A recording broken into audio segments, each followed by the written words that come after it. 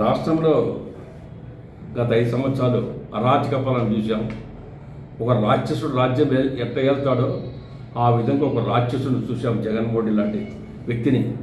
ఈ దుర్మార్గుడు మన ఎన్నికలు 2024 ఓడిపోయినా ఇంకా సిగ్గురాలేదు. అది అట్లా చిత్తు కూడా కొట్టారు. 11 సీట్లు ఇచ్చారు. ఇంకా ఇవాళ నేను అధికారం వస్తాను, నేనే మళ్ళా వచ్చేదాన్ని సిగ్గు లేకుండా బజార్ని ఎక్కడ పడితే అక్కడ మాట్లాడుతున్నావు.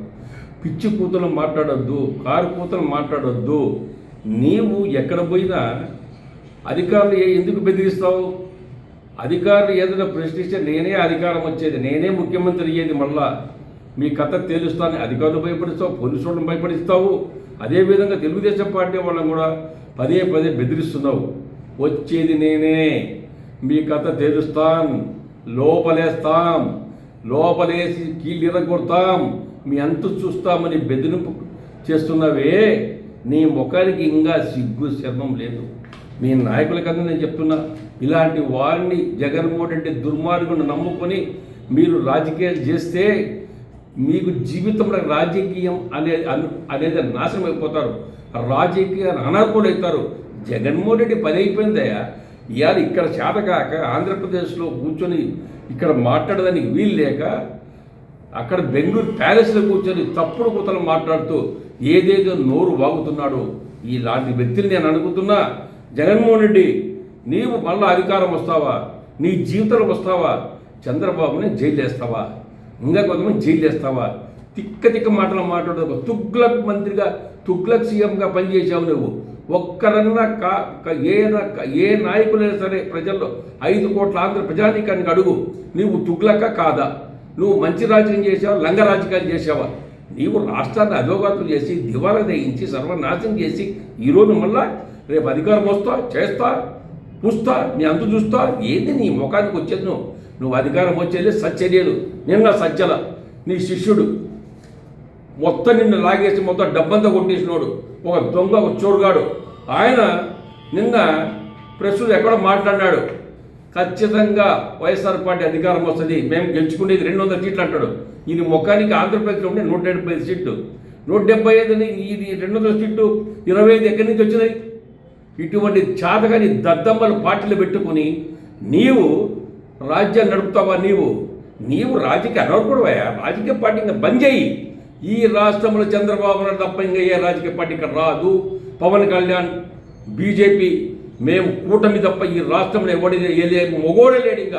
ఇంకా చంద్రబాబు ఉన్నంత ఎవరు కూడా ఏమి చేయలేడు. మా లోకేష్ ఎన్ని పరిశ్రమలు తెస్తున్నాడు చూడండి. మా లోకేష్ ఇలా చిన్న వయసులో కూడా ఇలా పెద్ద పరిశ్రమలు తెచ్చి ఇలా రాష్ట్రాన్ని అధికారంలో ఉండి చంద్రబాబు నాయుడు, పవన్ కళ్యాణ్, మా యొక్క లోకేష్ బాబు ఉర్రూతో లూగిస్తూ ఇవాళ పెద్ద పరిశ్రమలు ఆంధ్రప్రదేశ్కి వస్తున్నాయంటే కూటమి ప్రభుత్వం మీద నమ్మకం, చంద్రబాబు నాయుడు పేరు ఒక నమ్మకం. అందుకే ఇవాళ మా ప్రభుత్వం మీద నమ్మకంతో ప్రతి పరిశ్రమలు వస్తున్నాయి. ఇవాళ ఆదాయం పెరుగుతుంది. ఇవాళ ఆదాయం ప్రభుత్వానికి పెద్ద మొత్తాలు వస్తున్నాయి. అందుకే ఇవాళ ప్రజలకు ఇచ్చిన వాగ్దానాన్ని సూపర్ సిక్స్ ఇవాళ సక్సెస్ చేసి బ్రహ్మాండంగా ఇవాళ ప్రజల ముందుకు తీసుకుపోయినటువంటి మా నాయకుడు నేర్చుకో. దుర్మార్గుడా, నువ్వు మళ్ళా వస్తాడని అవ్వా, నువ్వు ఎక్కడ వస్తావు మాకే తెలియదు. ఇవాళ నీ నోటు అన్ని తప్పుడు కూతలు. పెనాయిల్ వేసి కడుక్కో. పెనాయిల్ వేసి కడుక్కుంటే నోరు ఇంకా బాగుండదు. నీకు మాట్లాడడానికి చేత కాదు. ఎక్కడ మాట్లాడే ఏమీ తెలియదు. ఎక్కడొచ్చినా గలాటలే, ఎక్కడొచ్చినా కొట్టాటలే. నీవు వచ్చేది రాష్ట్రంలో అడుగు పెడితే వచ్చారని ఆయన ఈ రాష్ట్రంలోకి మళ్ళీ ఒక దూత వచ్చింది, దరిద్రుడు వచ్చాడు అని ఒక ప్రతి ఒక్కరికి అలవాటైపోయింది. ఈ దరిద్రుడు మళ్ళీ ఆంధ్ర రాష్ట్రంలో అడుగు పెట్టాడని. అందుకే ప్రజలంతా విజ్ఞప్తి చేస్తున్నా, ఇలాంటి దుర్మార్గులు నమ్మి పొరపాటు మనకు ఓటు వేసినా సర్వనాశనం అవుతాం. తప్పుడు కూతలు కూస్తున్నాడు. ప్రజలందరూ గమనించాలి. జగన్మోహన్ రెడ్డి మళ్ళీ అధికారం వస్తాడంట పాపం చెప్తున్నాడు. ఈ దుర్మార్గును మళ్ళాగిన అధికారం మీద తెచ్చిపెట్టుకుంటే 5 సంవత్సరాల రాష్ట్రాన్ని దివాలా వేయించి అప్పుల పాలు చేసిన ఈ దుర్మార్గుడు మళ్ళా పొరపాటు మన కుంపలు కూడా అమ్మేసి మన అవతల రాష్ట్రానికి పంపిస్తాడు, లేకుంటే పాకిస్తాన్కి పంపిస్తాడు. ఈ దుర్మార్గుడు వచ్చేదానికి అస్సలు ఆ పేరు బూచు కూడా రాకూడదని తెలియజేస్తుండా. ప్రజానికి 5 కోట్ల ఆంధ్ర ప్రజానికి చేతులు ఎత్తి మొక్కుతున్నా. ఈ దుర్మార్గుడు లాంటి దుర్మార్గుడు ఈ రాష్ట్రంలో పుట్టడమే ఒక శనిగ్రహం. ఈ శనిగ్రహం ఎప్పుడెప్పుడు పోతుందని ప్రజలు కోరుకున్నారు.